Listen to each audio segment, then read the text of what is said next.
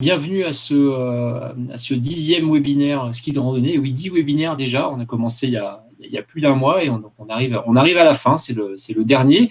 Si vous avez suivi tous les épisodes, bravo à vous. Vous êtes assidus et on vous délivrera une médaille des webinaires du ski de randonnée.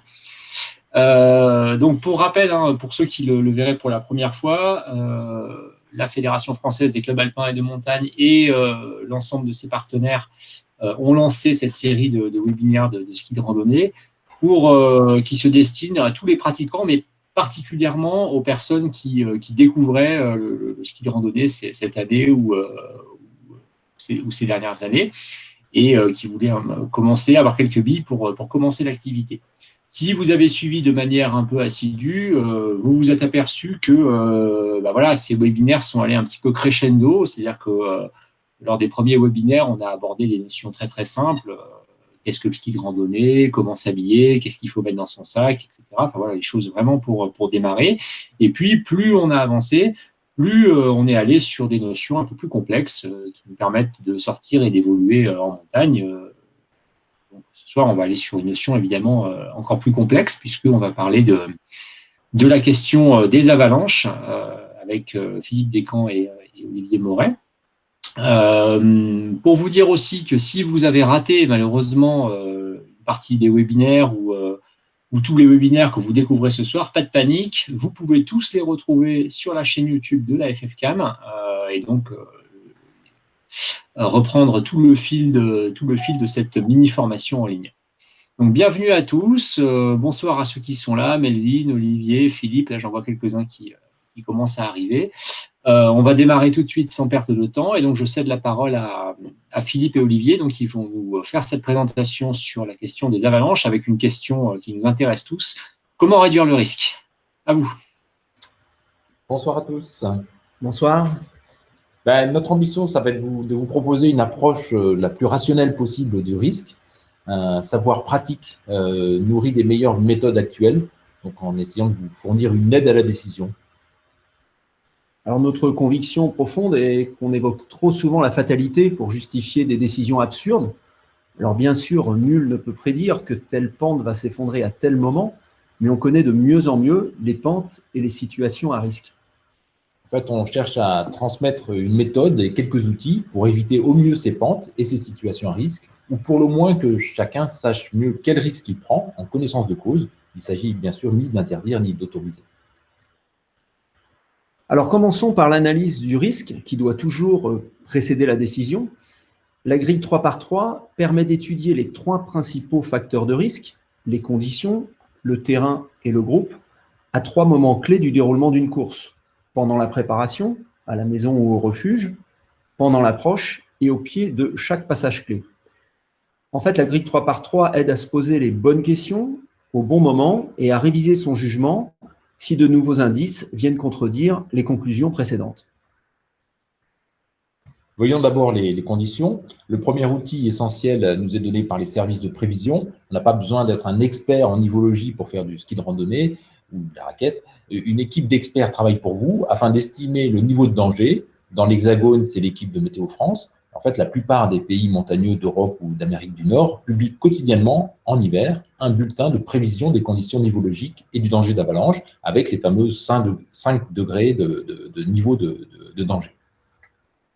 Alors, arrêtons-nous juste un moment sur le danger de niveau 3. Mal nommé, le danger marqué n'est pas un danger moyen, comme sa place au milieu de l'échelle pourrait le laisser supposer. C'est déjà une situation avalancheuse préoccupante pour les skieurs. L'échelle du danger d'avalanche ne progresse pas de manière linéaire, mais géométrique, c'est-à-dire que le potentiel de danger double à chaque degré. En outre, en fait, le degré de danger marqué, le degré 3, recouvre une plage de situations avalancheuses particulièrement vaste. C'est pourquoi il est fréquent en Suisse de distinguer un degré 3 inférieur d'un degré 3 supérieur. Le danger marqué, en fait, mériterait d'être qualifié de manière plus significative. D'ailleurs, en Amérique du Nord, on parle de danger considérable, que ce soit en français ou en anglais pour le Canada. Il serait peut-être probablement même préférable de parler de danger fort pour le danger 3, tandis que le danger de niveau 4 serait très fort. Le danger de niveau 5 étant extrême ou exceptionnel. En fait, le danger 5, c'est quelques annonces par an, c'est même pas 1% des annonces par an. Alors après les conditions, voyons maintenant le deuxième facteur de risque, le terrain. Ici, la notion d'inclinaison est centrale. En maîtrisant bien ce paramètre, on peut déjà considérablement mieux gérer le risque. La plupart des avalanches se déclenchent dans des pentes qui sont supérieures à 35 degrés. C'est important à savoir. Il est extrêmement rare qu'un déclenchement se produise dans une pente inférieure à 30 degrés. Attention, on parle ici de la pente de la zone de déclenchement de l'avalanche. Il est très fréquent qu'une fois déclenchée, une avalanche puisse s'écouler dans des pentes moins prononcées. Ça, c'est le schéma de gauche. Et schéma de droite, alors aussi intéressant, on sait que 60% des accidents se produisent dans le seul secteur nord, donc le quart de la Rousse des Vents. Alors voyons enfin le groupe qui constitue le troisième facteur de risque. Alors sachez que la quasi-totalité des avalanches dont sont victimes les skieurs sont déclenchées par les skieurs eux-mêmes. La première question à se poser, c'est qui est responsable du groupe? Qui prend les décisions? Qui conduit l'analyse du risque? Alors en général, cette responsabilité, elle revient au pratiquant le plus expérimenté ou à la personne à l'origine de la sortie. Dans les groupes encadrés par un professionnel ou un initiateur fédéral, le responsable est clairement identifié et normalement, il n'est pas contesté. C'est moins le cas en revanche dans un groupe de copains habitués à skier ensemble et possédant des niveaux d'expérience comparables. La deuxième question à se poser, c'est quelle est la taille du groupe? Jusqu'à 4 personnes, on parle d'un petit groupe. À partir de 5 personnes, on va parler d'un grand groupe. Un petit groupe, c'est plus facile à gérer pour le responsable. Le niveau technique, le niveau physique, ainsi que la motivation des participants ont plus de chances d'être homogènes quand on est 4 ou moins de 4, donc dans les petits groupes. Le troisième élément à prendre en compte, ce sont les mesures de précaution. Alors la première mesure de précaution, c'est ce qu'on appelle la distance de délestage, c'est-à-dire qu'on va s'espacer d'au moins 10 mètres à la montée. Seul, on a moins de risque d'atteindre la pression suffisante pour déclencher une plaque. Même chose si on progresse espacé plutôt que regroupé. On devrait systématiquement en fait adopter ces distances dans une pente de neige. Dès qu'on approche les 30 degrés, eh bien, prenons quelques distances, au moins cette distance de délestage. La deuxième mesure de précaution, ce sont les distances de sécurité. Alors ces distances de sécurité, on va les prendre entre deux skieurs à la montée comme à la descente. On prendra des distances de sécurité d'au moins 50 mètres pour franchir un passage exposé, par exemple au-dessus d'une barre rocheuse, ou traverser une pente douteuse dans laquelle on progressera un par un. Le danger étant plus fort dans ce passage, on va réduire le risque en limitant au maximum le nombre de personnes exposées à ce danger. On progresse en s'écartant de telle sorte qu'au cas où une coulée se produise, une personne au maximum soit prise. En fait, les distances de sécurité évitent les enfouissements multiples de skieurs si l'avalanche se produit en dépit des précautions prises. À la descente, ça signifie souvent un par un. On descend un par un en s'attendant dans un lieu sûr. La conclusion de la corrélation entre accident et pente est des plus simples. Si on évite les pentes les plus propices au déclenchement d'avalanche, on réduit le risque. En combinant les informations concernant les conditions nivologiques du moment et l'inclinaison des pentes où on projette d'aller, eh bien on peut adopter facilement une démarche prudente dès la réflexion à la maison ou au refuge pour la préparation de la course. Alors, la méthode de réduction la plus simple, ça consiste, dès la préparation de course, à éviter les deux combinaisons à l'origine des accidents les plus graves. Alors, la première combinaison, qu'on a appelée les 3 anges de la mort, c'est la combinaison d'un danger marqué de degré 3, une pente à plus de 40 degrés et un versant orienté au nord. Il faut savoir que ce scénario est à l'origine de nombreux accidents mortels impliquant souvent plusieurs victimes.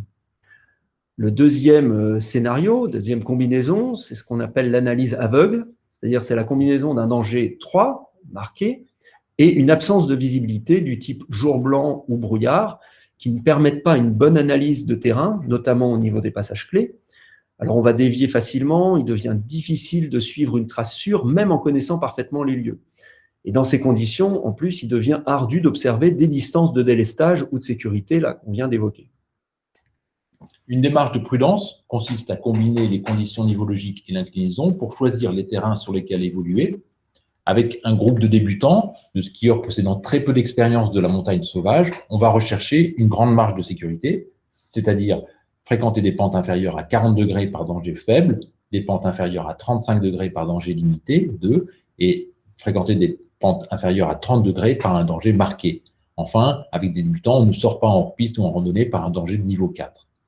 Pour les pratiquants expérimentés, mais souhaitant une bonne marge de sécurité, on va, par danger faible, éviter les pentes les plus raides ou mentionnées dans le bulletin. Par danger limité, fréquenter les pentes inférieures à 40 degrés, par danger marqué, rester dans des pentes inférieures à 35 degrés, par danger fort, fréquenter des pentes inférieures à 30 degrés. Enfin, on ne sortira pas en hors-piste ou en randonnée par un danger de niveau 5. Et encore une fois, le danger de niveau 5, c'est vraiment très exceptionnel. Alors, une précision importante à ce que vient de vous dire Philippe, par danger faible ou limité, il faut prendre en compte l'inclinaison de la pente dans laquelle on évolue, c'est-à-dire environ 10 mètres de chaque côté de la trace. En revanche, à partir d'un danger de niveau 3, il faut prendre en compte l'ensemble de la pente sur laquelle on évolue, et en particulier les pentes qui dominent l'itinéraire. Cette représentation graphique permet de visualiser la méthode de réduction pour débutants, la MRD, et la méthode de réduction élémentaire, la MRE, ce qu'on appelle la MRE, en tenant compte de la progressivité du danger. Donc, vous voyez en abscisse à l'horizontale les degrés de danger et en ordonnée verticalement l'inclinaison de la pente. Le trait noir en gras montre la limite que les débutants ne devraient pas franchir dans leur préparation pour gérer sur le terrain ensuite une situation avalancheuse à leur portée. Les pointillés indiquent la limite de la méthode de réduction élémentaire, c'est-à-dire la limite sur laquelle un amateur de sport de neige devrait demeurer pour rester dans un risque acceptable. Ce risque n'est toutefois évidemment jamais nul. Cette représentation permet de visualiser peut-être plus finement le danger que la représentation par le simple tableau, pour éviter peut-être aussi l'effet d'escalier que peut produire une méthode de réduction qui serait appliquée de manière un peu trop mécanique. Alors, en s'appuyant là sur le graphique que vient de vous montrer Philippe, on a comptabilisé tous les accidents survenus entre 2002 et 2019 dans les massifs français, les accidents qui ont causé au moins 2 victimes. On a pu les localiser de manière assez précise, c'est-à-dire connaître précisément par quel degré de danger il s'était produit et dans quel type d'inclinaison. Et on a constaté que 65 accidents sur 72, là que vous voyez sur la figure, figuraient clairement dans le rouge le jour de l'accident, et que les quelques accidents qui restaient figuraient dans le jaune bien mûr.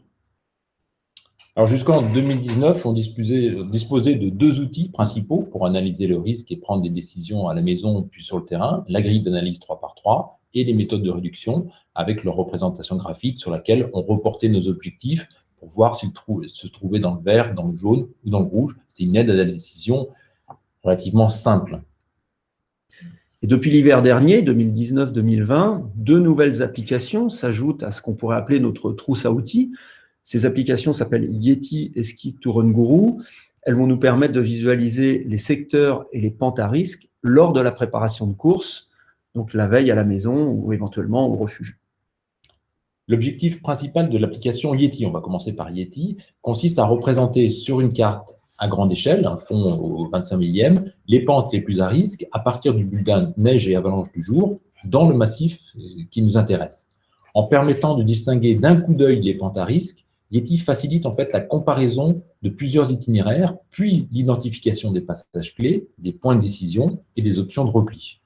L'application s'appuie sur les informations du bulletin avalanche de Météo France du jour et l'évaluation automatisée de l'inclinaison et de l'orientation des pentes sur les modèles numériques de terrain, de l'IGN et enfin sur les méthodes de réduction. Et on peut choisir avec cette application la méthode de réduction qui nous intéresse, débutant ou élémentaire ou éventuellement professionnel dont on n'a pas parlé mais dont on pourra parler dans le débat si nécessaire.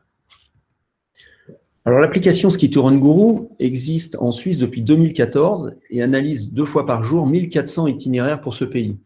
En France, Ski to Run Guru fonctionne en mode test sur les massifs de Beldon, de la Lausière, du Beaufortin, des Aravis, des Bauges et de la Maurienne, avec déjà 500 courses numérisées aux alentours de janvier 2021. Son but, c'est de proposer aux randonneurs une évaluation globale du risque sur une collection d'itinéraires numérisés, puis une évaluation sur chaque portion de l'itinéraire en faisant apparaître le niveau de risque sur son tracé. Cette évaluation est réalisée chaque jour en fonction des données du bulletin d'avalanche. L'algorithme de Ski to Run Guru fonctionne sur la base de la méthode de réduction quantitative. Alors, c'est finalement la dernière étape du développement des méthodes de réduction. Celle-ci repose sur le traitement de données de masse. Elle prend en compte 50 000 km de traces GPS effectuées par des randonneurs, plus de 1700 accidents d'avalanche impliquant des personnes et 4600 bulletins d'avalanche. Ces données assurent à la MRQ une assise statistique très solide pour déterminer la probabilité qu'une avalanche se déclenche sur un terrain donné et dans des conditions données. Alors, on va pas entrer dans les détails de l'algorithme, mais sachez qu'il intègre tous les éléments du bulletin pour établir un indicateur de danger, puis les éléments des modèles numériques de terrain, qui prend en compte non seulement l'inclinaison et l'orientation des pentes, mais aussi la proximité des crêtes, la densité du couvert forestier et la dangerosité des pentes qui dominent l'itinéraire. Le résultat du calcul donne une carte de risque dynamique qui n'est pas publiée sur le site, mais qui va permettre de définir un indicateur de risque à chaque point du terrain pour tous les itinéraires qui ont été numérisés. Alors, pour l'instant, peut-être qu'on nous est apparu un peu théorique, donc ou un peu trop virtuel. Pour mettre en pratique ces outils, on va prendre un exemple de gestion de course avec un week-end en Beldon que nous avons passé avec les concepteurs de ces deux applications, Jacques et Gunther. Nous étions donc à la veille du dernier week-end, c'était en hiver 2019. Et après 5 journées agrémentées de chutes de neige, le bulletin avalanche pour la journée du vendredi 15 mars nous interpellait. Il annonce un danger de niveau 4. Alors, le bulletin précise notamment que le redout et la pluie jusqu'à 1800 mètres vont humidifier le manteau neigeux, tandis qu'à plus haute altitude, le vent de nord à nord-ouest va créer de fortes accumulations et de nombreuses plaques aux abords des crêtes. Heureusement, le vendredi, nous étions encore dans le confort du gîte à réfléchir à ces applications. En revanche, la recherche d'itinéraires raisonnables pour le samedi et le dimanche s'avérait ardue. Comment trouver 2 belles sorties depuis le fond de France dans une telle configuration? Alors, on va commencer par la grille 3x3 en analysant successivement les conditions, le terrain, le groupe, d'abord la veille, puis durant l'approche, et enfin dans les pentes clés, on va faire le 3x3 ensemble. Donc, on va suivre ce 3x3 que vous retrouverez avec les icônes en haut à gauche, la petite grille bleue. Alors, par chance, cette crue avalancheuse s'annonce de courte durée, puisque dès le vendredi à 16 h, le nouveau bulletin ramène le niveau de danger pour le lendemain à 3 au-dessus de 2300 mètres et 2 évoluant en 3 au-dessous de cette altitude. Et il précise notamment: le risque accidentel est assez marqué au passage de skieurs, notamment à l'abord des crêtes et sommets, cassure potentielle de 30 à 80 cm, plaque friable. Il est conseillé de faire attention également au risque d'avalanche spontanée dans les versants exposés au soleil. Isotherme, lui, doit remonter jusqu'à 3500 mètres d'altitude le samedi 16 mars. La dernière chute de neige du jeudi a atteint en réalité 30 cm et il a plu jusqu'à 1800 mètres environ. Alors, après les conditions, voyons maintenant le terrain. La recherche d'un itinéraire sûr par danger de niveau 3 n'est pas simple en Beldon, un massif aux pentes soutenues.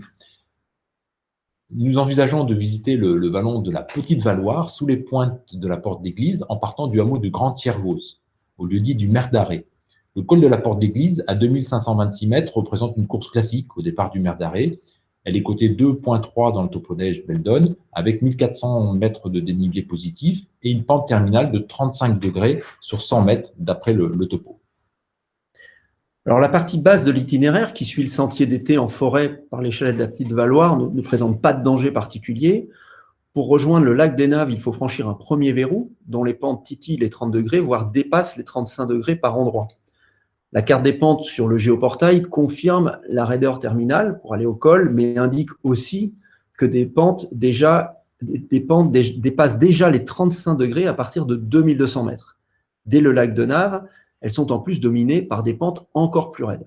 Alors, sur la carte, là, on détermine mentalement ou avec un crayon les points clés et les points de décision. On va voir tout d'abord le départ, puis sous le verrou, on dit que les pentes se raidissent.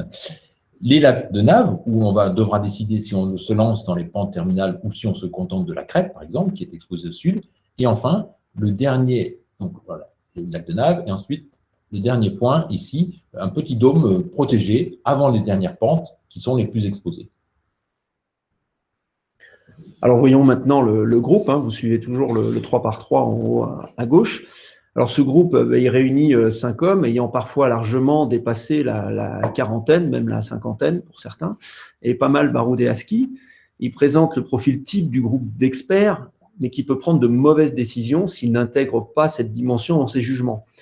L'objectif pour nous, c'est de passer 2 belles journées pour faire découvrir le massif aux 3 participants qui ne sont pas de la région et évidemment de confronter les données de l'ordinateur à celles du terrain.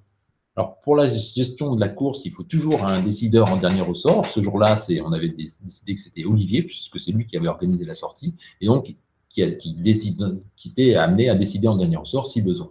Il est essentiel, à nos yeux, d'avoir désigné un leader, surtout dans un groupe d'amis qui a un niveau d'expertise à peu près équivalent. Alors, à ce stade de la préparation, on va reporter sur la représentation graphique nos principaux objectifs. On voit que ceux qui sont situés en dessous de 2300 mètres semblent réalisables, y compris avec des débutants.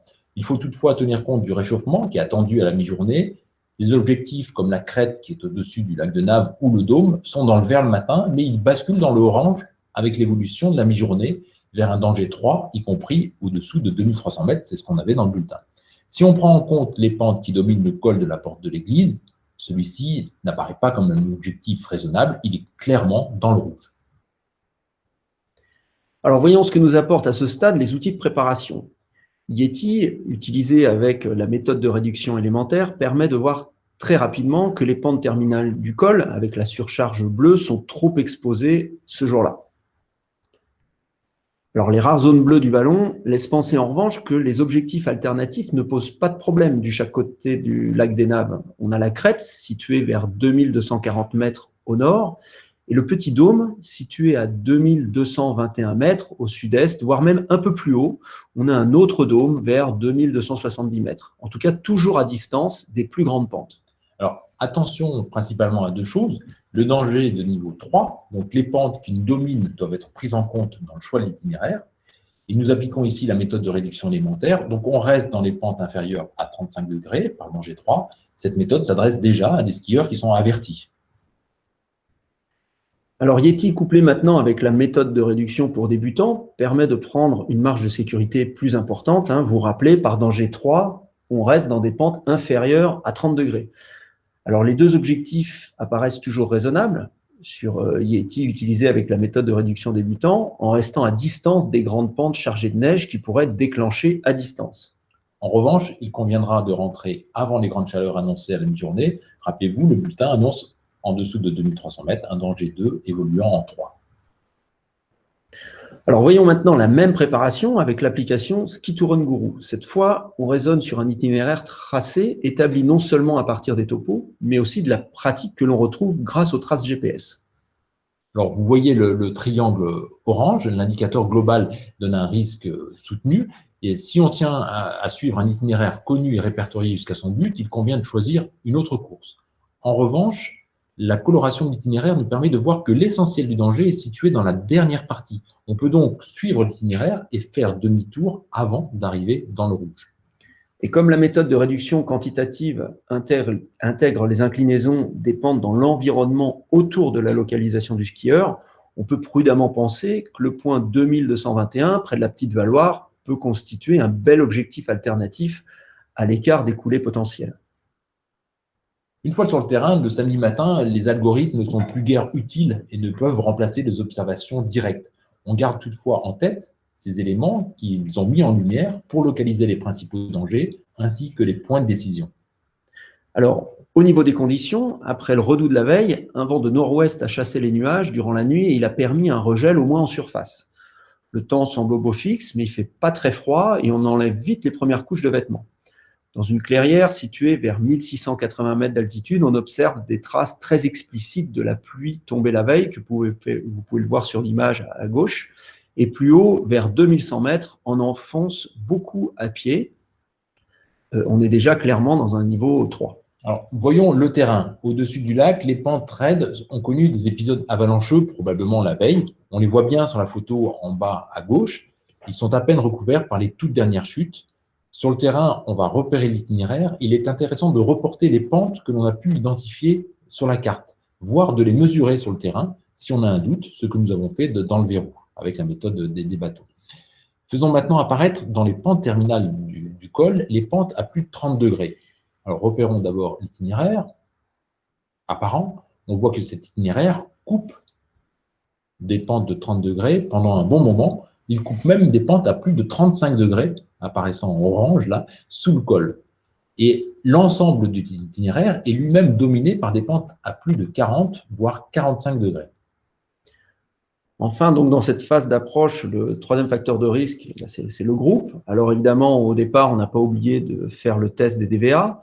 Attention aussi à ne pas perdre trop de temps et à se faire piéger par le réchauffement attendu. Attention aussi à ne pas trop miser sur les autres pour prendre les bonnes décisions et à ne pas se laisser entraîner par les deux autres groupes qui non seulement se sont lancés dans des pentes dangereuses, mais en plus se sont trompés d'itinéraire en allant dans les pentes les plus évidentes, mais aussi les plus exposées. Alors, avons-nous bien fait de renoncer aux pentes terminales menant au col de la porte de l'église? Alors, on va revenir un peu en arrière pour voir l'erreur d'itinéraire et le risque pris par les autres groupes. On voit un premier groupe de 4 personnes sur un itinéraire qui a l'air le plus évident, le plus simple, mais qui est pentu. Notez que ces personnes évoluent sans distance dans cette partie, ils en prendront plus haut. Puis, on voit un autre groupe de 2 personnes qui ne respectent pas non plus de distance. Et on voit les traces de coulée de la veille que nous avions observées un peu plus tôt. En rouge, on va voir donc l'itinéraire des 3 groupes qui sont partis du même point de départ que nous, donc les 2 groupes que l'on voit, puis un troisième qui arrivera un peu plus tard. Et en vert, on va tracer notre itinéraire qui suit la voie normale, la vraie voie normale si je puis dire, et notre sommet, le deuxième dôme, qui est à l'écart du danger. En orange, on va voir la suite de la voie normale. Et maintenant, analysons et regardons ces pentes-là à la lumière des pentes. En faisant apparaître les pentes à 30 degrés, on voit bien que l'itinéraire rouge coupe beaucoup de pentes à 30 degrés, mais surtout, il va couper des pentes, et de façon importante, des pentes à 35 degrés, et il est situé sous des pentes qui sont à 40, voire même 45 degrés. Alors maintenant, nous sommes dans la troisième phase du 3x3, dans la pente. Alors visuellement, dans les pentes, les conditions semblent celles du bulletin, avec même une fragilité de surface. Pour l'occasion, on s'est donné la peine d'aller un peu plus loin avec un test réalisé dans une très courte pente, orientée nord-ouest et inclinée à environ 30 degrés. Ce test qu'on ne réalise pas à chaque fois, hein, là, on a fait un peu de zèle, il nous donne quelques indications de la forte instabilité du manteau neigeux à cet endroit.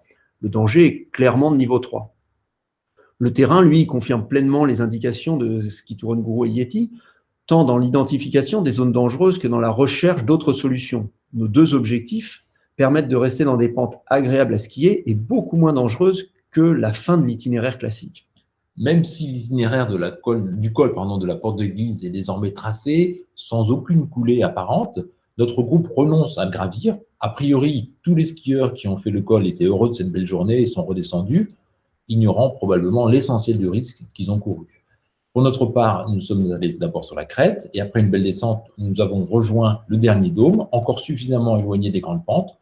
Au total, nous aurons fait quasiment le même dénivelé que les autres, dans une poudreuse de rêve, sans trace. Ensuite, à hauteur des chalets en descendant, on s'aperçoit que la température et le soleil ont déjà ouvré, cela devient plus difficilement skiable, mais ce réchauffement est intéressant, on va noter cette indication pour préparer la course du lendemain. Alors, le deuxième jour, on aimerait bien visiter les 7 lots, l'un des joyaux du Nord Beldon. Alors, si le bulletin maintient un danger de niveau 3 au-dessus de 2200 mètres et niveau 2 en dessous, il a pris en compte un manteau neigeux en voie de consolidation par regel. Des départs spontanés peu probables le matin sont possibles ensuite avec des coulées et avalanches de neige humide en pente sud. Il faudra se méfier des abords des crêtes et sommets avec des ruptures de plaques pouvant prendre parfois une grande extension. Enfin, on attend une dégradation du temps l'après-midi.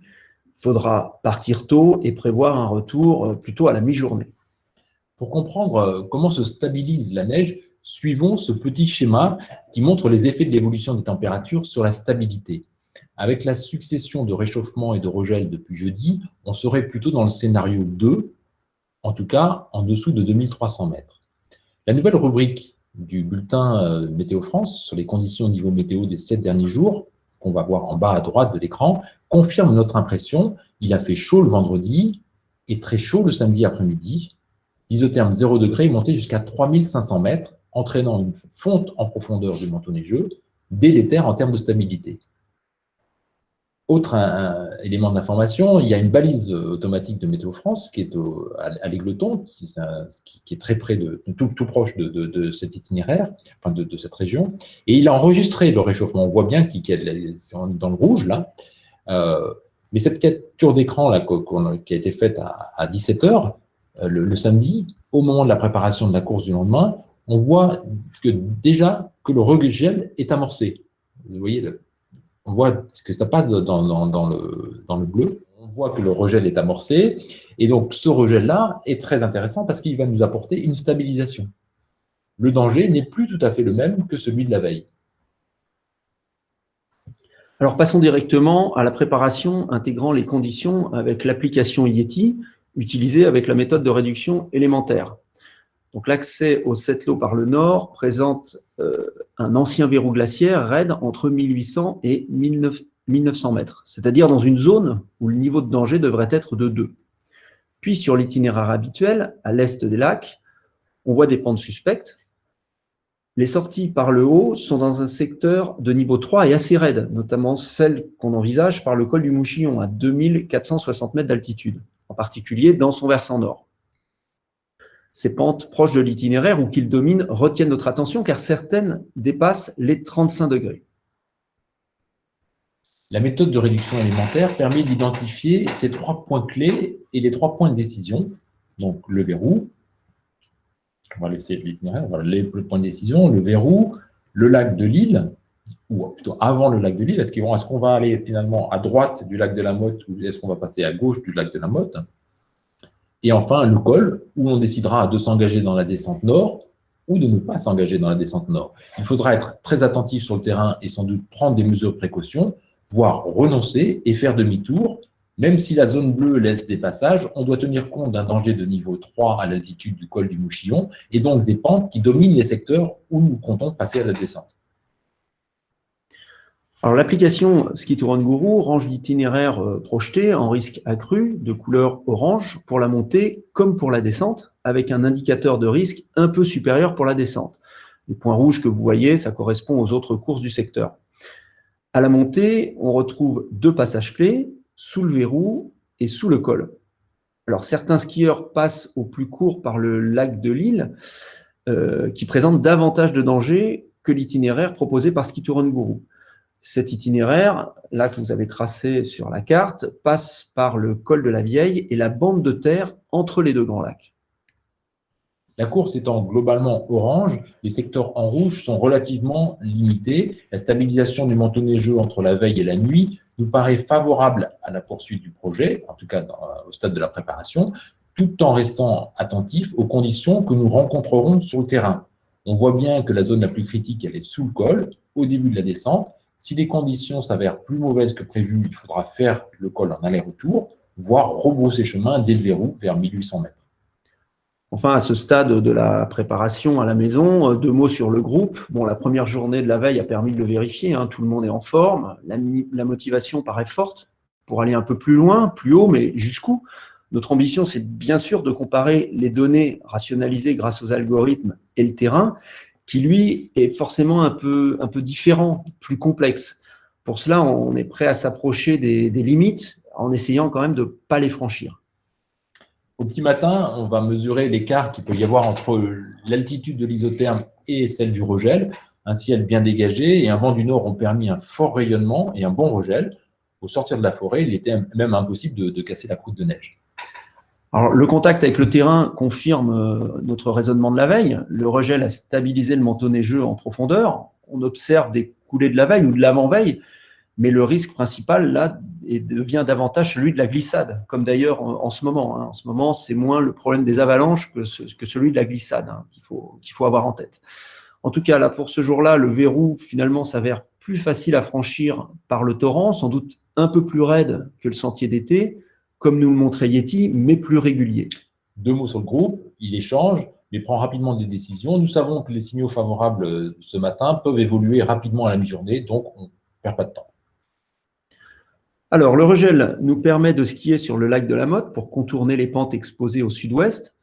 Le coup de chaud de la veille a eu un peu moins d'effet vers 2300 mètres et on passe insensiblement d'une neige dure à une neige un peu plus tendre. Les dernières conversions sous le col du Mouchillon s'effectuent avec des distances de délestage. Au col, la pause casse-croûte permet à chacun de prendre la parole et de dire ce qu'il pense de la suite. Si plusieurs petites avalanches de la veille sont visibles, aucun déclenchement spontané de la matinée n'est observable, aucun signe d'alarme n'est perceptible, ni vouf, ni coulée. nous décidons de nous lancer, mais en prenant des mesures de précaution.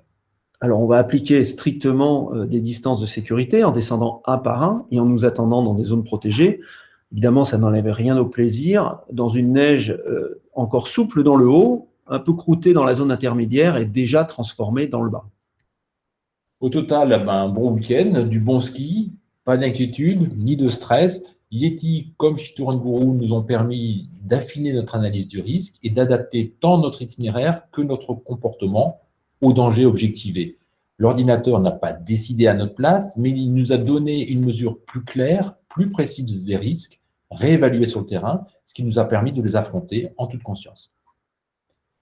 Alors, pour aller plus loin, vous trouverez en ligne sur le site de la Fondation Petzl le mode d'emploi de Yeti et Ski Touren Guru. Vous retrouverez sur le même site les fondements scientifiques de Ski Touren Guru.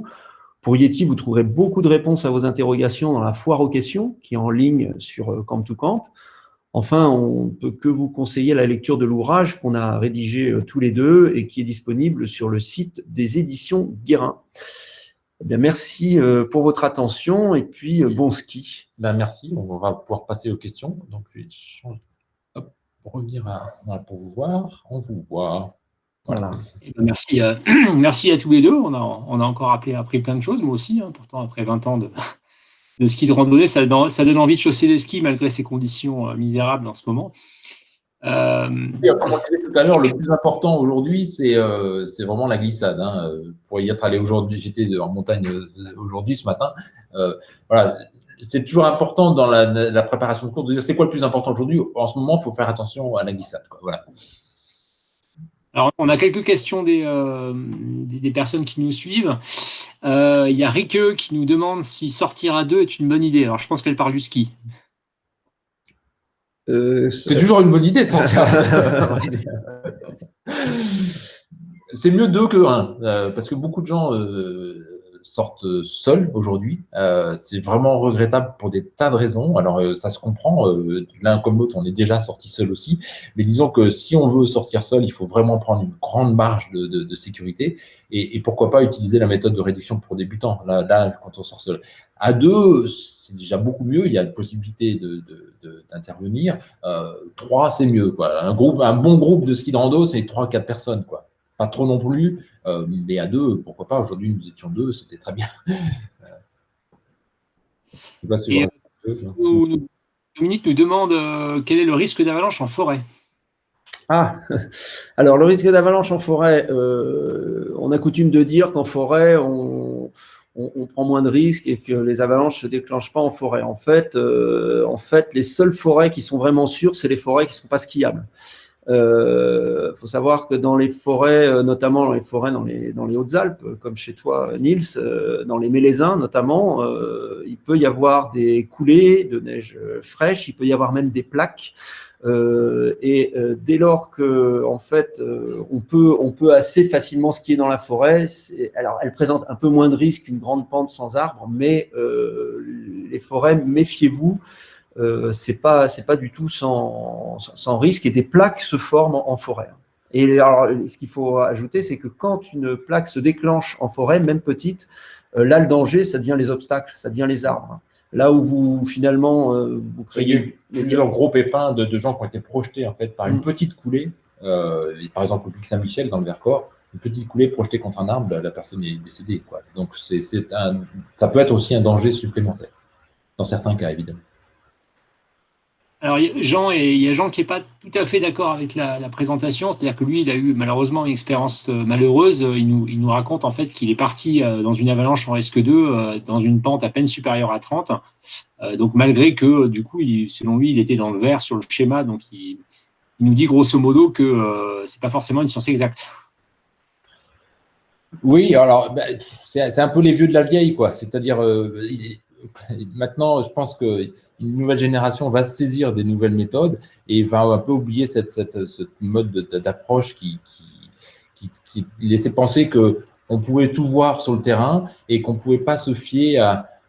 La grande idée, en fait, c'est que l'expérience en matière de ski, elle est assez mauvaise conseillère parce que très souvent, on est passé dans des endroits où il y avait un risque qu'on n'a pas identifié et donc, finalement, on s'est habitué à ce niveau de risque et quand il arrive un pépin, on ne comprend pas pourquoi il y a eu un pépin.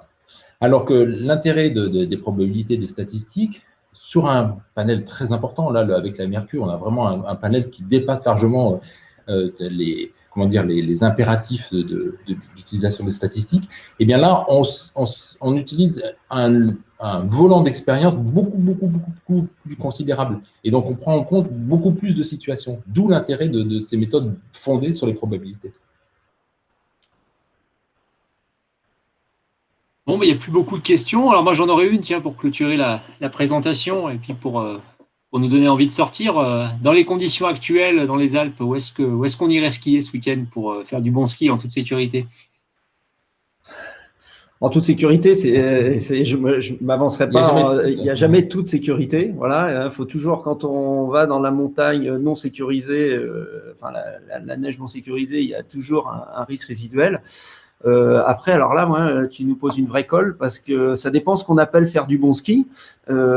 Si on veut de la poudre, moi, ma connaissance, en tout cas, là, autour de Grenoble, Chambéry, ça va être très compliqué. Peut-être quelques vieilles poudres tassées en versant nord.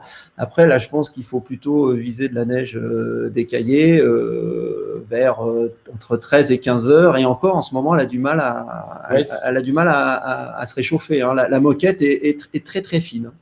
Ouais, ça décaille. C'est curieux parce qu'il fait déjà chaud en bas, donc on ne se rend pas compte, mais en haut, il y a eu du vent et finalement, ça décaille assez tard. Moi, je miserais plutôt sur des faces ouest ou sud. Les faces est, elles sont vraiment ravagées en ce moment, c'est vraiment compliqué, quoi. Et la difficulté, c'est que la neige est assez haut, donc il faut plutôt partir d'une route qui permet d'aller assez haut, par exemple au Lotaret, où tu es pas loin d'où tu es. Voilà. C'est comment chez toi, Niels, vers la Grave et le Lotaret? Mais on a encore un peu d'enneigement en versant nord. Par contre, effectivement, sur les versions sur l'est aussi, les versants par contre ouest et sud, ils commencent à dégarnir. Franchement, hein, même sur le Lotaret, les versants ouest là, qui vont sur le Galibier commencent à être très très très dégarnis. Et effectivement, la neige a du mal à décailler parce qu'il y a toujours un petit peu de vent. Bon, en tout cas, ce qu'il faut retenir, hein, c'est ce qu'on disait tout à l'heure. Là, en ce moment, c'est quand même moins le danger d'avalanche qui prime que le risque de glissade. Hein. Là, il est vraiment là, le danger en ce moment. Après, ça peut changer. Hein. Voilà, c'est ça. Avec l'idée aussi que ça change d'un jour à l'autre. On attend des précipitations cette nuit, demain. Ce qu'on vous a dit aujourd'hui peut évoluer complètement. Alors ça, a priori, c'est pas des grosses précipitations, mais localement, ça peut être davantage. C'est important aussi de considérer localement ce qui a pu se passer. Eh ben, merci à tous les deux pour cette belle présentation qui a été très appréciée. On a beaucoup de commentaires de gens qui complimentent la présentation et sa clarté, la clarté du propos. C'était très agréable. Ça clôture bien notre grande session de webinaire. Donc, on va terminer ce soir ce petit mois de webinaire ski de randonnée. Donc, qu'on a organisé donc la Fédération des clubs alpins et de montagne avec l'ensemble des partenaires, l'ANENA, Ayon-Marcheria, Reich-Beaufort, Puigmal, le Community Touring Club, Dynafit, Millet, Petzel. Donc, tout le monde s'est mobilisé, et vous, pour les derniers. Tout le monde s'est mobilisé pour permettre de faire ces 10 webinaires de qualité, qui ont été souvent salués. C'était une belle expérience aussi que de proposer cette petite formation en ligne. Si vous avez raté des épisodes, ne vous inquiétez pas. Dès demain, il y aura l'ensemble de la playlist en ligne sur la chaîne YouTube de la FFCAM. Vous pourrez les retrouver. On les laissera pendant une durée assez importante. On n'a pas décidé quand est-ce qu'on les retirerait. Et donc, on est très content d'avoir suivi ça avec vous. Alors, pour aller plus loin, évidemment, on peut pas uniquement se former en ligne. Donc, on vous invite évidemment maintenant à aller pratiquer sur le terrain et de vous tester d'abord sur des itinéraires faciles et puis ensuite de vous lancer dans des choses qui vous passionnent. N'hésitez pas aussi à aller vous former. Alors, pour vous former, il y a plusieurs possibilités. Il y a les bureaux des guides, les ESF qui proposent des prestations. Il y a tous les clubs, tous les clubs alpins, les clubs des autres fédérations qui souvent proposent différentes activités pour pratiquer, pour progresser et pour se former. Donc, n'hésitez pas à pousser la porte d'un club. On vous y accueillera avec plaisir.